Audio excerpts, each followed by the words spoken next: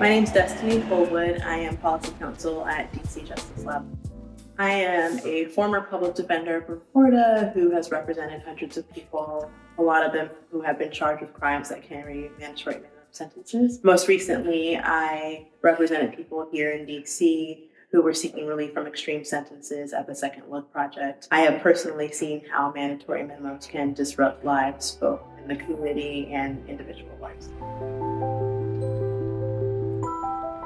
A mandatory minimum is a sentence created by the legislature. Here, that would be the DC Council, which forces judges to sentence people to a specific minimum sentence, regardless of the circumstances surrounding their crime or their lives or circumstances in the community. Typically, if there's no mandatory minimum attached to a charge, the law requires that courts consider the specific facts of the case, so the seriousness of the offense, the history of the person charged, and the victim's perspective before sentencing. But if someone is convicted of a crime carrying a mandatory minimum, the judge can't consider any of that. Their discretion has been stripped away, and they are forced to sentence the person to the entire term that is prescribed in the law. And that term is often higher than what, say, the voluntary sentencing guidelines allow. Judges in DC tend to follow the voluntary sentencing guidelines, which is based on how thousands of sentences were imposed on individuals with similar histories and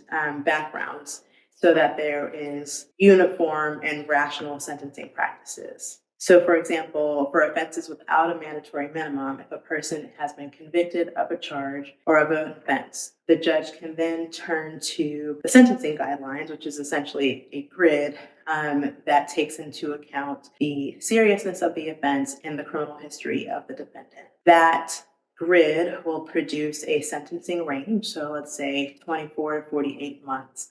And then the judge can decide whether they're going to sentence the person within that range, above that range, or below that range, depending on how the facts came out at trial or during that process. The way that mandatory minimums lead to extreme sentences is because when a person is convicted of a charge that carries a mandatory minimum, the judge can't do that. The judge can't think about the individual circumstances of the offense. They have to sentence the person to the sentence that is prescribed by law, no matter what. So if the charge carries a mandatory minimum of 15 years, that person must be sentenced to at least 15 years day for day. Mandatory minimums give prosecutors the tools to coerce defendants into plea agreements. Prosecutors have the power to decide who gets charged and what they're going to charge that person with. So if a prosecutor decides to charge a person with a sentence that carries a mandatory minimum,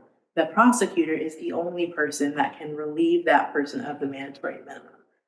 How that plays out is that person now needs to decide, do I go to trial and take a chance at facing this extreme sentence if things go wrong at trial, or do I negotiate with the prosecutor to a different charge that doesn't carry a mandatory minimum? It takes the discretion completely away from judges and puts it into the hands of the prosecution. In my experience as a public defender, the clients that were facing mandatory minimum sentences were more likely to take a plea than risk exposure to that severe sentence at trial. Mandatory minimums are bad policy. They are a one-size-fits-all approach to address situations that are always different and always layered.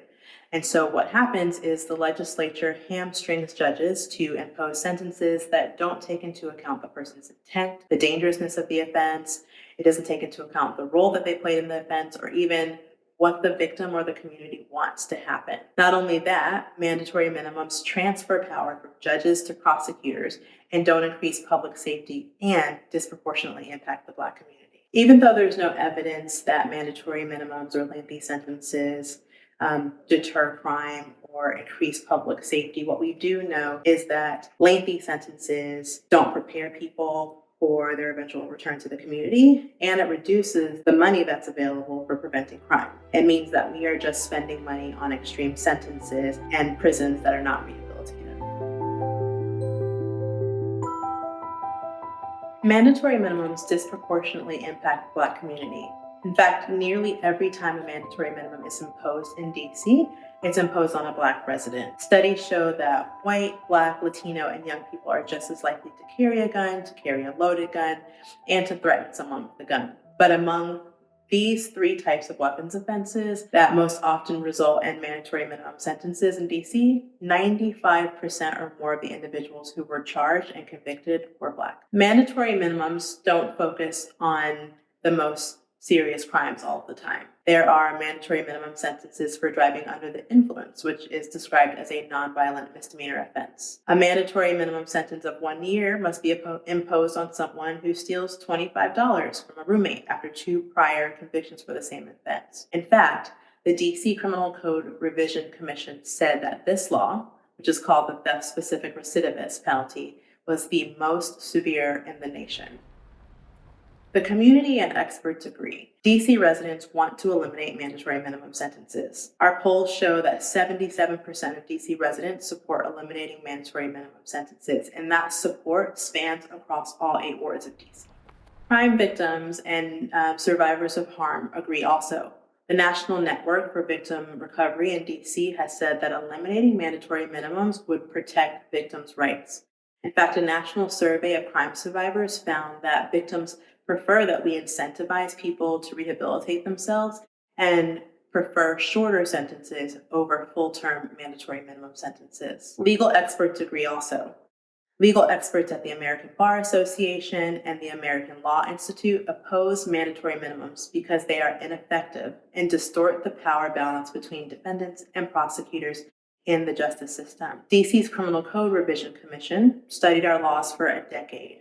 They recommended DC not use mandatory minimums in favor of the sentencing guidelines that help the courts deliver consistent and fair sentences. Outside of DC, other jurisdictions and states have eliminated mandatory minimums.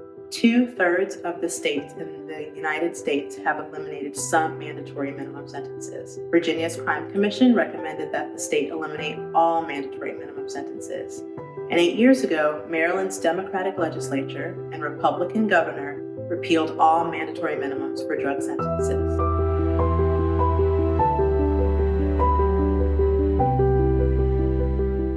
If you want to see mandatory minimums eliminated in DC, you need to let your elected officials know that you think that DC should eliminate mandatory minimum sentences. Contact your member of the DC Council, let them know what you think. Contact the mayor, the deputy mayor for public safety, and our elected attorney general, and let them know what you think. You can also contact the Office of the United States Attorney for the District of Columbia. They are the prosecutors in DC that charge most people with mandatory minimum sentences. They have resisted efforts to eliminate mandatory minimums, and you should let them know that you want DC to eliminate mandatory minimum sentences and that you don't want them to seek those sentences anymore.